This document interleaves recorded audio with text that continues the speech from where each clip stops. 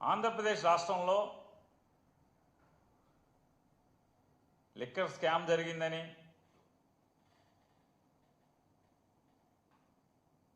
దాంట్లో ఎవరెవరో పేర్లు ఉటంకిస్తూ వాళ్ళ ద్వారా వేల కోట్ల రూపాయలు దేశాలు దాటి వెళ్ళిపోయినాయి అని చెప్పని, అంటే వీటన్నిటికీ విషం చిమ్ముతూ చంద్రబాబు నాయుడు గారి గూట్లో చేరినటువంటి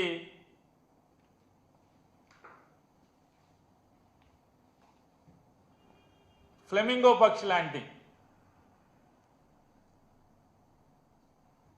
ఈ పెద్ద మనిషి గారు గూడు మారాడు. కొత్త గూడులో చేరి చంద్రబాబు చెప్పినట్టుగా చిలక పలుకులు పలుకుతున్నారు లోక్సభలో. వాస్తవాలు మాట్లాడితే ఎవరికి ఇబ్బంది ఉండదు, కానీ చంద్రబాబు నాయుడు మెప్పు కోసం ఈ రకమైనటువంటి విషం చిమ్మే కార్యక్రమం జగన్మోహన్ రెడ్డి గారిని ఏదో రకంగా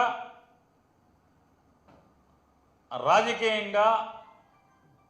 నిందలు వేద్దామని చెప్పని, తద్వారా ప్రజలలో జగన్మోహన్ రెడ్డి గారి యొక్క నాయకత్వాన్ని తగ్గిద్దామనేటువంటి తప్పుడు కుట్రల్లో భాగమే